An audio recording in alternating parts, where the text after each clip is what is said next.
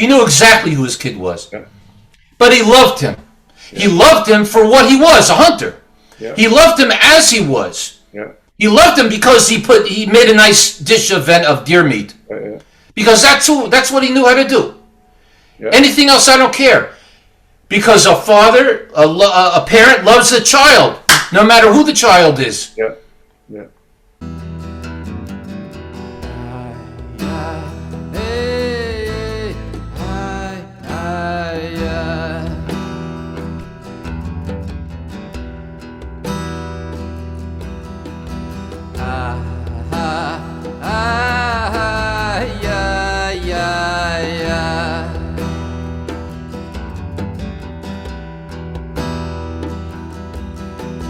Parshat Toldot. So let's before we start, let me share the sheet, the source sheet, and please, people, if you would like to go ahead and look this up for yourself. So it's Parshat Toldot, the book of Genesis, Bereshit. Chapter 25, verse 27 is where it starts. ויגדלו הנערים ויהי עשיו איש יודע ציד, איש שדה ויעקב איש תם יושב אוהלים. And the translation is, when the boys grew up, Esau became a skillful hunter, a man of the outdoors. But Jacob was a mild man who stayed in camp or in tents, literally speaking. And then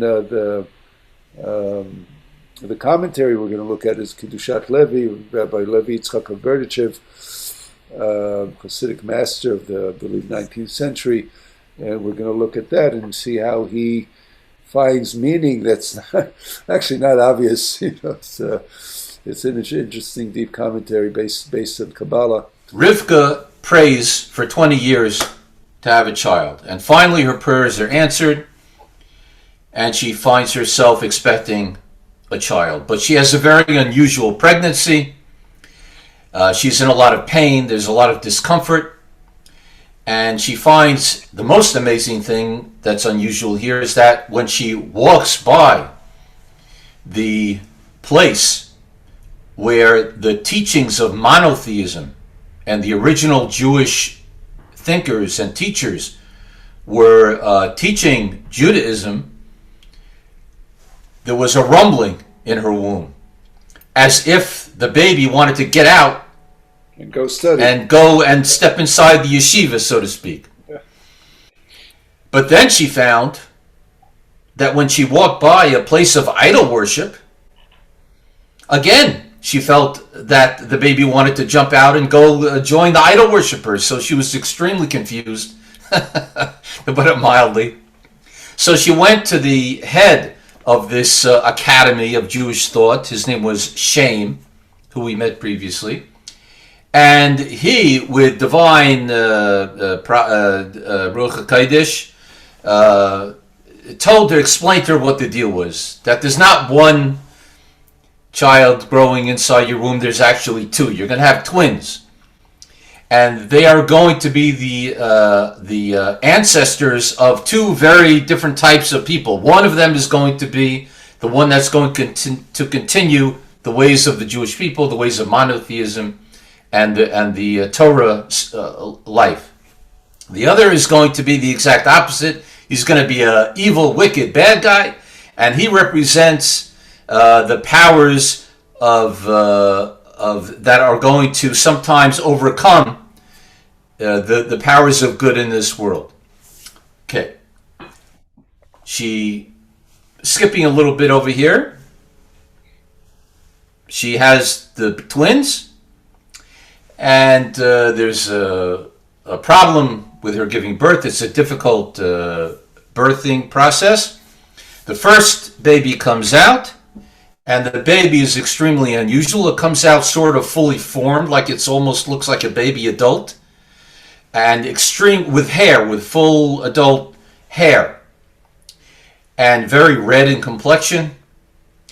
And they called this baby Esav. I believe in English it's Esau. Esau. Esav comes from the Hebrew word asu or asa, meaning already made, already formed. Another interpretation of Esav is asav, which means grass, because the hair. Later on, the Zohar says that it comes from Have Shav, Esav Have Shav. He's a deceitful. He's full of deceit. Holding on to he was born first. Holding on to his heel was the second of the twins, who they named Yaakov, for the word Akev, the word heel. Our verse that we're going to deal with today has a lot of commentary, because you would think that the righteous parents, Isaac and Rebekah, would understand who their children are. They would understand that this Esav there's something wrong with him. He's not a good person, and parents know who their kids are. They know their kids. How much more so these parents, the patriarch and matriarch of the Jewish people. And yet, as we're going to be informed right now, it seems that Isaac was somehow enamored with this child, with this young man, to the point where he loved him and showed endearment towards this child. And not only that, it seems that the reasoning for this endearment goes against the character of Isaac himself, really. Of Isaac himself. I'm talking about the father. So basically, what you're telling us is that the rabbis are asking. There's two stirot. One stira is, two contradictions. Is how could Yitzchak, who's a great and a forefather and a holy man, and just favor the child who goes out hunting, is really a brute. On its face is just a rough, tumble, hunter guy, and the holy Isaac is so taken by him. And how come, right? So, right. In other words, either way you look at it, just to throw this in because you're bringing up the contradiction. Either way, mamanav shach. Either way you look at it, either he was fooled or he wasn't fooled. If he wasn't fooled, then he knew. Yeah. And then why is he treating him so like this? And if he was being fooled, how could Yitzchak be fooled? Yeah, it doesn't make sense. Yeah, exactly. Right. Because he himself had Ruach HaKodesh. He himself, he knew things at a very high level. So, right. So something is very strange happening, and so it's interesting to see how Rashi deals with it. And here it is on Sefaria, and if you click on the pasuk, there's a pasuk, so you can get the Rashi on the side. And Rashi says, so there was hunting in his mouth. And the other contradiction is also, what is this? Why does Yitzchak love Isaac, who has hunting in his mouth? You can see hunting in his hand, or hunting in his, what's this thing about the mouth? On his face, you could say, well, he eats from his own catch. You could maybe, understand it like that, but still, it's right. A strange phraseology. It's a strange phraseology. The Pashtus, it means that he loved his son Esav because Esav would bring him food that he had hunted. Right, fresh, savory food, and he fed it to his father, which makes it even more strange because we're talking about a very holy spiritual person. So all of a sudden he's fressing. He loves this guy because he's a good cook. Yeah, and besides, why is game any better than the sheep? He was. They were herders. Baruch Hashem, he had huge herds of sheep and cattle and goats, and so what's the big deal? That right. Oh, I love venison. I love you because I love venison. So Rashi says in the English, it's translated here. There was hunting in his mouth. Understand this as the Targum renders it in Isaac's mouth. Example: Isaac ate the venison he brought home, but its Midrashic explanation is there was hunting in Esau's mouth, meaning that he used to entrap and deceive him by his words. So that's a little deeper. So, but still, why does Yitzchak love Isaac for having a deceitful mouth? Apropos, the midrash is very interesting here for me because in order to hunt, you need to be deceitful. You need to trick the animals. So he had street smarts. He had like field smarts. He knew how to find his way. He knew how to maneuver. So the Kedushat Levi takes it to another A whole new place. Let me share. Yeah, let me share that. I'm going to actually share the screen, and we'll look at the text, and then we'll see where we go with that. We'll open it up. So, and he says, Kedushat Levi says, "Yohav Yitzchak et Esav, Kitzayid befiv." That's the verse. And Yitzchak loved Esau because he had game in his mouth. Perush, this means, Ki tzadik ata'anug shelo mi'aliyut nitzotzot. That means that a tzaddik, and here it could go, I'm not sure if he's exactly talking about Yitzchak or talking about Esau, or a little bit of both, but anyway, he's laying out the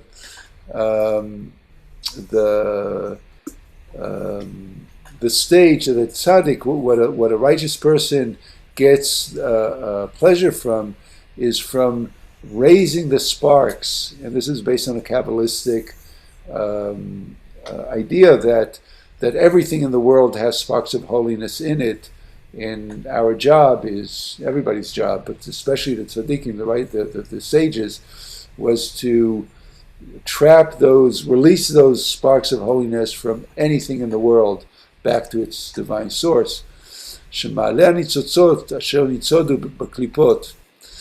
That one should raise the sparks from that are hunted, right? That are captured inside the klipot, the shells.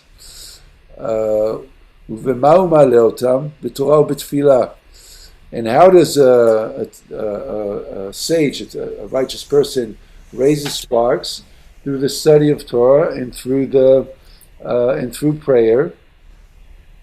Shehi bapeh, which is through the mouth.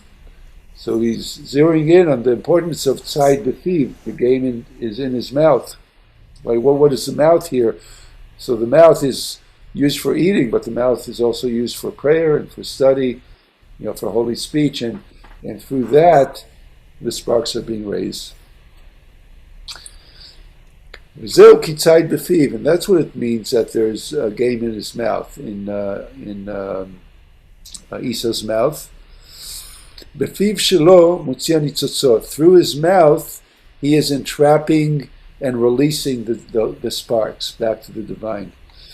So it's amazing. He's really turning it all around.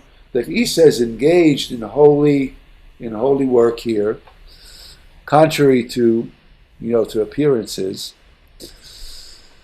V'zeu vayohav Yitzchak et Esau, and that's the meaning of the verse saying, and Yitzchak loved Esau.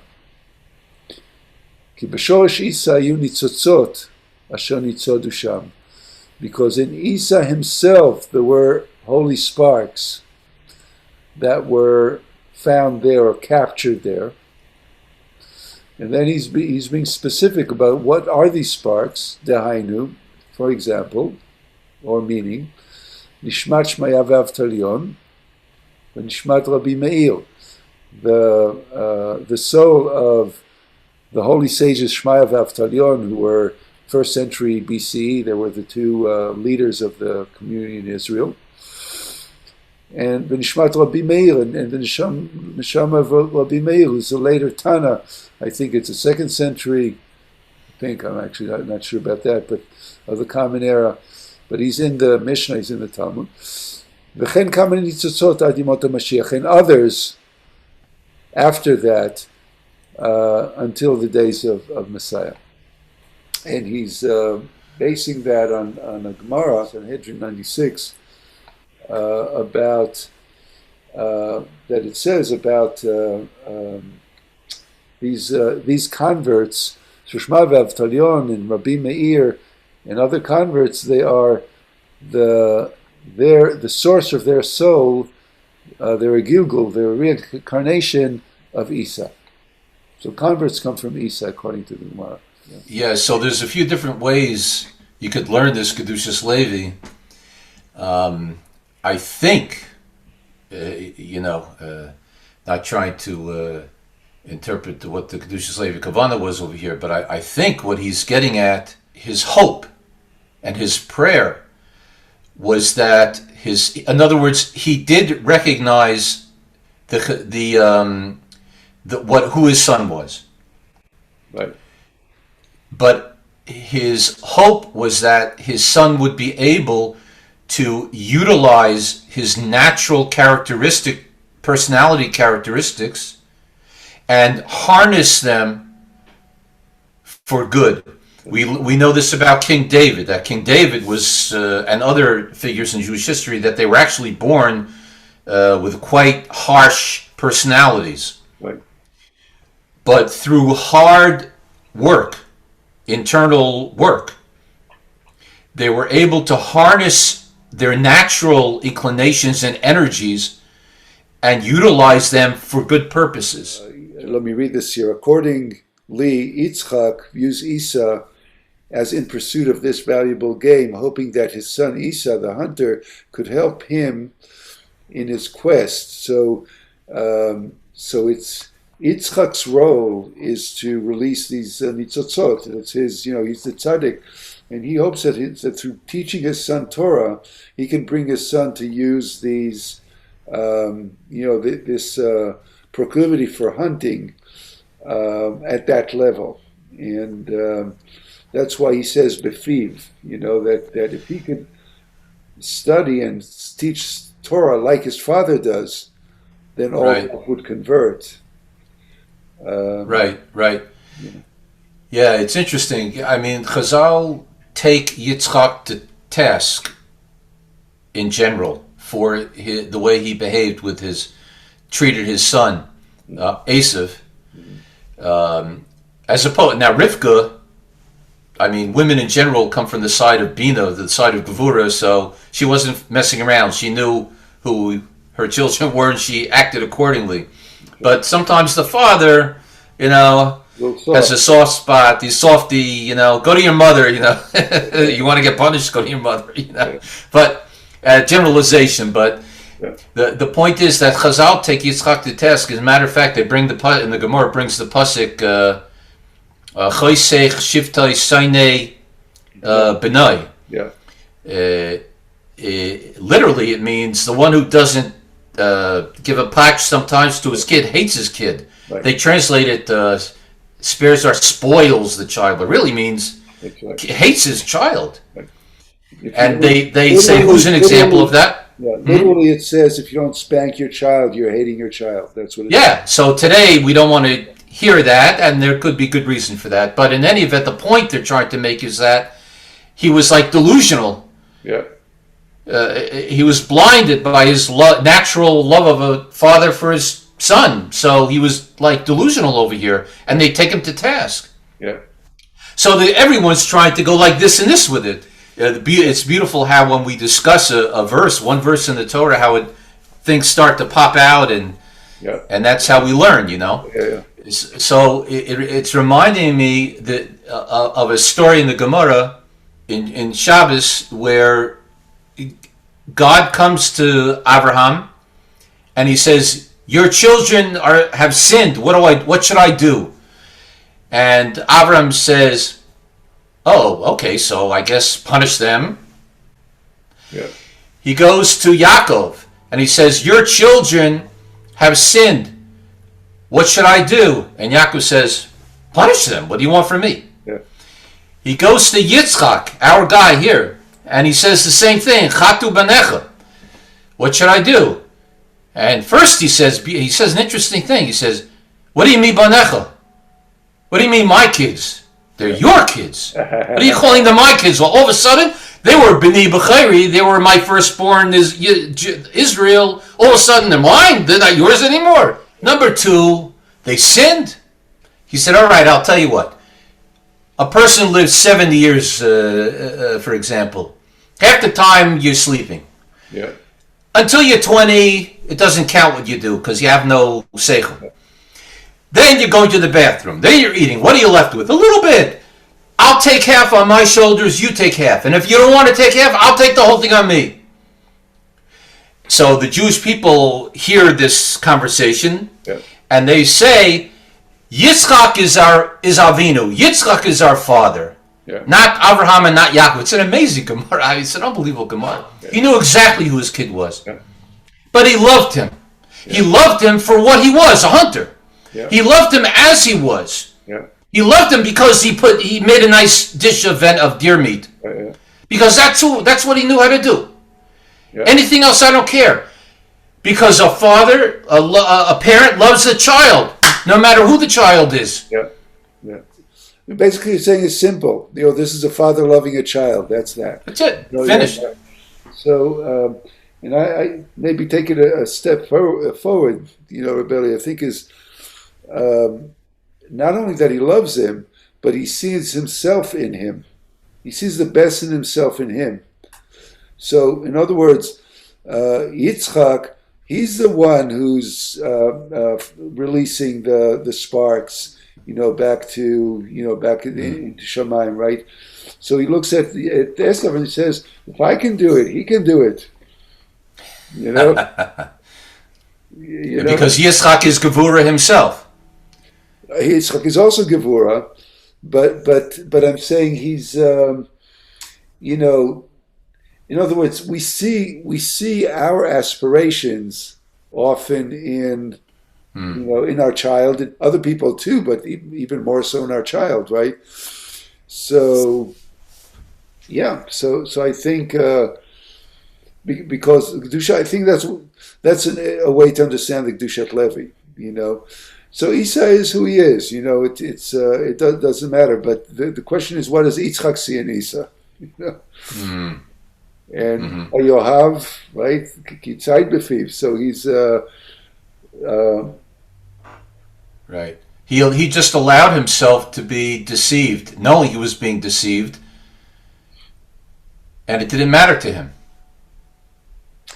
Well, the Befiv, because what is you could say that just out of love and compassion, right? He doesn't want to see the deception in Isa. But you can also say that because look, a mouth can speak deception, a mouth can speak Torah, right? A mouth can speak prayer, but a mouth can also speak profanities. I mean, but right. A mouth is a mouth, but a mouth is still the tool that from which the avoda happens. So how do you release the sparks? You don't release the sparks doing hocus pocus, weaving a magic wand. Right. You do it with your mouth, right? You do it through speech. I think that's the point of the Kedushat Levi. So Tzayid B'fid could be he's a brute and he's he's just out in the field eating, being unrefined, just and eating from what he catches, and you could say primitive. But you could also say that the peh, because I think that the point is that the Kedushat Levi is asking is what, and also Rashi asks, why peh? Well, what's the peh here? The peh can go either way. Right. So I think what you're saying is that there's that what Yitzchak recognized that everyone has bechira. Yeah. Everyone has free will, even in Esav. Yeah. If you utilize the free will, you can turn it around and you can become a Rebbe Meir, you can become a Shmaya Naftalian.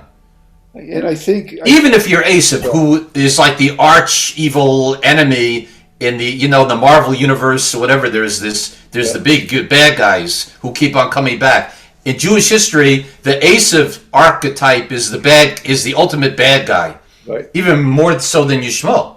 Yeah. So in the archetypes. But even Esav, if he works it out within himself, can turn that around and become a Rebbe Meir. That's right, but maybe what Kedushat Levi is doing is he wants to also explain the Gemara. He's saying, how come the Gemara is saying that Rebbe Meir or Shmuel and Avtalion are the Shorish the Shorsh HaNeshama in Esav. There's got to be something redeeming about Esav, you know. Right, that's what I'm saying. Yeah, Otherwise, yeah. In other words, yeah, he's not only asking about the pasuk in the verse in the Torah, he's also wondering about the Gemara. You know, there's got to be some. So he's making the connection. right. And the Gemara in a different place says that when things are not going well between Esav and Yaakov, it's a bad scene. Yeah. But when things are going, there's a way in which things can go well. We can coexist. And they use as the example of Rabbi Yehuda Nasi, Rabbi Judah the Prince, who codified the Mishnah, and the Roman Emperor of Tinius, I forget, Antoninus. Yeah. And they actually knew each other, and they had a good relationship. There was a nice friendship and relationship. And so even the Gemara agrees that there can be a way where it's hard to do. And I think just to clarify that the Romans are the descendants of Esau. Oh, right, yeah. Yeah, so it's a hard thing to do, but that's like a really cool thing when you can harmonize, when the Jewish people can harmonize with the forces of Esav. Right. So I want to, just to summarize this. I think what we're seeing is that even though Esav is kind of stands for the dark side on the surface, but everybody can be redeemed, you know. So there's got to be a nitzotz. There's got to be a spark of holiness even in Esav, and I think the Jewish Levi shows us how this works, and that's a positive. You know, that's a positive. I think it's a positive note. You know that everybody has a chance. Right. So maybe on that note, we're gonna wrap it up here. Yeah, beautiful, excellent. Yeah, there's more to say. I think it speaks. It really gives a shout out to converts and to the to that, and highlights that converts are have been some of the greatest in the end, some of the greatest teachers in Yahadut, and it's also and it's also shout out to to the relationship between the father and the son. I like what you said about Rivka. She's don't mess with her. She's not wasting time. But the soft spot of a father, and I like that. It's like Yitzchak had a soft spot. He was Gevurah, and still he had a soft spot. So there's something beautiful about the whole, kind of turning the Gevurah piece and the dark side piece on its head, and seeing that you turn the stone over, you find something else. Yeah. Excellent.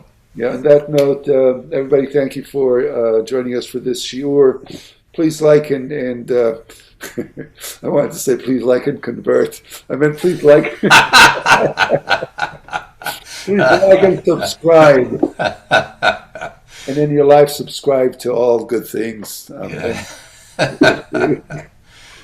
We'll see you, God willing, next Wednesday at 9:00. Shalom for now.